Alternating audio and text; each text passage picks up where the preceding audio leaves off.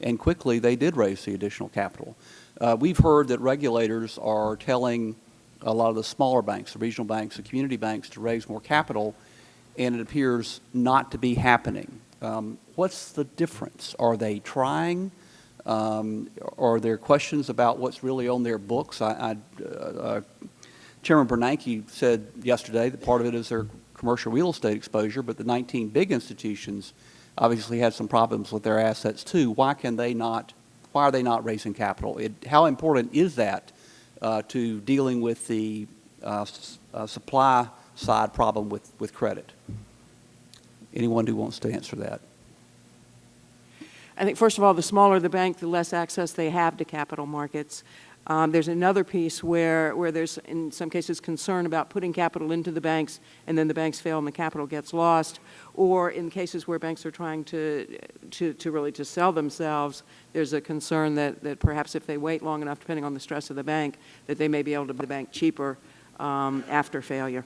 Is that because they're small enough to fail? Is that one difference between the 19 as they were seen as too big to fail and the others that are small enough to fail? I'm not certain that all of the 19 were considered to be too big to fail, but they were certainly large enough to have access to a wider spectrum of investors to put capital into them. Okay. Commissioner Duke, I should note for the record that despite your unfortunate name, you were a graduate of the University of North Carolina.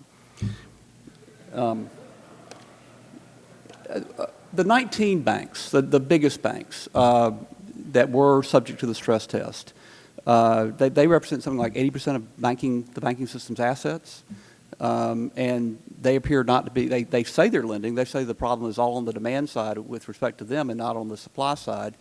That seems to be a questionable claim. What's the problem there? Why are they not lending? And some of them took the TARP funds, which is a capital infusion, and used it for paying cash bonuses, paying dividends, even buying back their own stock, which is going 180 degrees in the wrong direction. Why are they not lending, or are they lending? The decrease in the loans outstanding has been more pronounced in the large banks than it is in the small banks, but it's not clear with the larger banks who have larger customers how much of that is due to the fact that their customers also have access to the debt markets and have in some cases issued debt and paid down on the loans that they have with the banks. We don't have good data on the breakout between loans to smaller businesses and loans to larger businesses.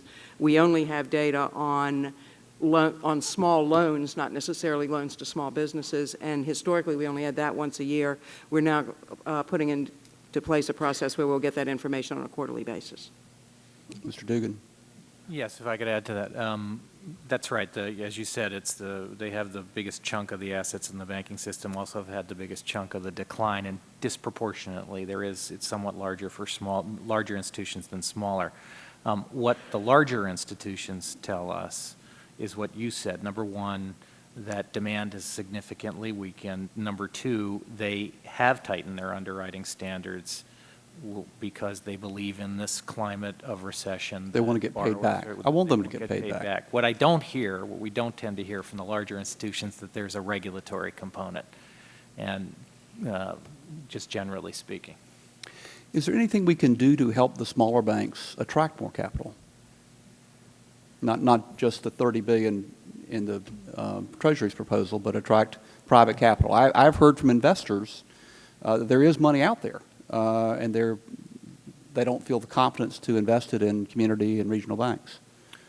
Well, one thing I think that the regulators have looked at and this is a controversial area, is that they've relaxed the rules to let private equity come in and purchase institutions. And so there are issues associated with that at both the holding company level, whether it's the Federal Reserve or the OTS, or from if it's an assisted transaction, from the FDIC.